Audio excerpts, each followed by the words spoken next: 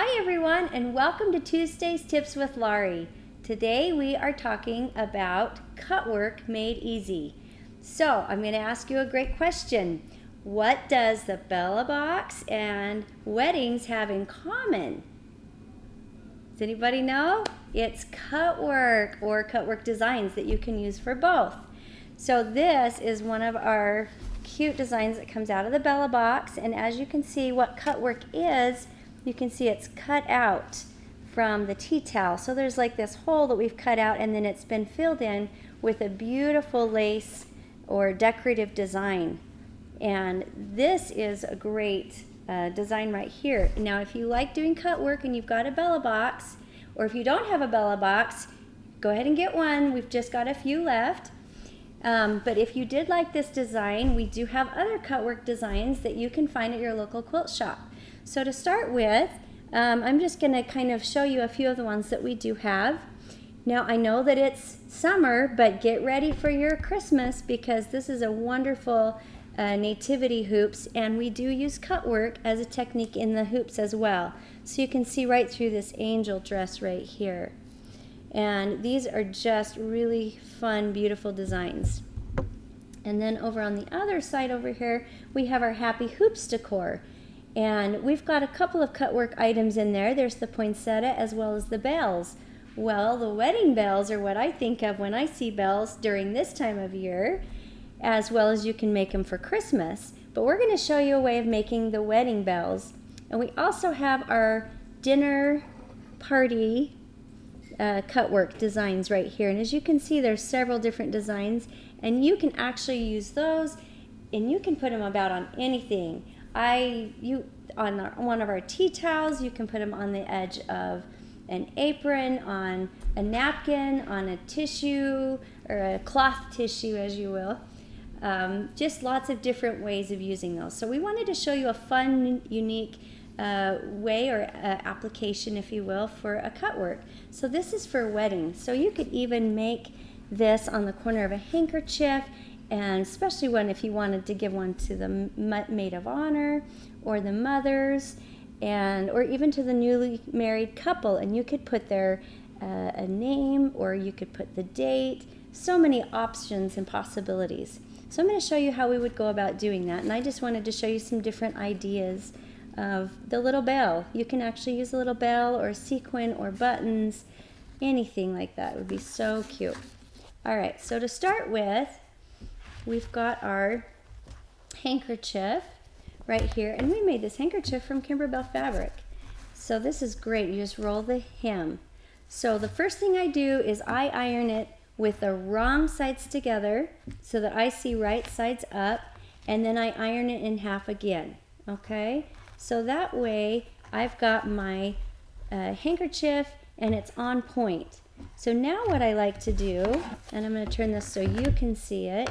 So now what I like to do is I'm going to be placing this on like that. So what I'm going to do is I'm going to actually, instead of, usually we draw a line and we find the crosshairs from side to side, but because I want it to be on point and I want it to land on point, I just simply trace the line going across and then across from point to point, and you just line it up from point to point.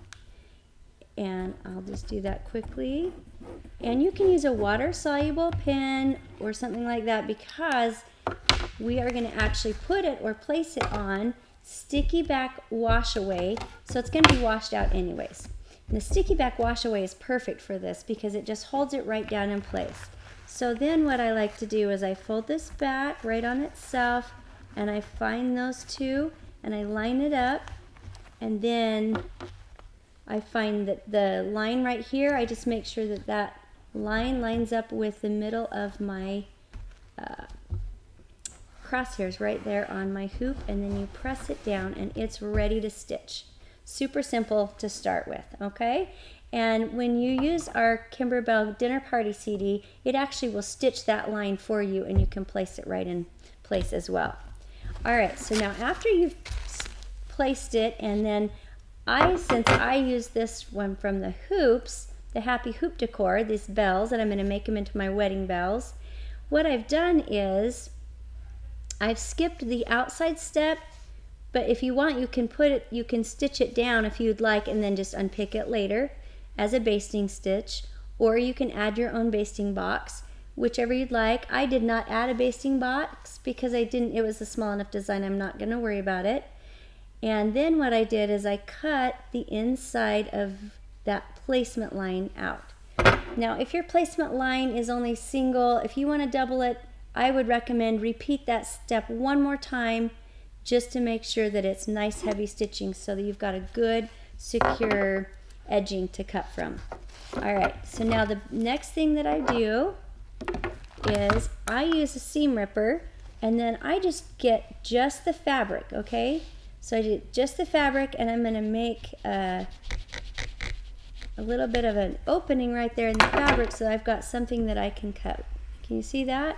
And it makes it a lot easier. And then I just simply twist and cut the inside of this out. That's really all cut work is cutting out the inside instead of around the outside of your design. And the wash away stabilizer, you can see, is still here. I did not cut through the stabilizer, just the item. That's why I use the seam ripper to grab that fabric. So let me show you something. Let's say I accidentally cut through the stabilizer. And I hate to do that, but I'm going to accidentally do it on purpose. All right, so let's say I'm cutting along and I go, oh, whoops. Oh no, I just cut a hole in my stabilizer. Can you see that hole? Let me make it a little bit bigger so it's a little more obvious. Oh, whoops. I cut a hole in my stabilizer. Not to fret, don't worry. Finish cutting out your design, and then you simply take an extra piece. It's like a little band-aid or a patch, and you cut it about the size that you would need. You don't need to make it triple and quadruple thick, but just something that will cover that, and patch it well. Then all you do is you peel off the sticky part, and you can feel this is the sticky part, right? And I just go underneath and I just patch it right there. And now I've got some extra stabilizer there that's stuck right to itself, and so it's gonna work just fine for me. So no worries. If you cut it out, it's okay, just patch it. And then you'll put it back in your machine and you'll finish stitching. And that's all we did here is we finished stitching out the rest of the design.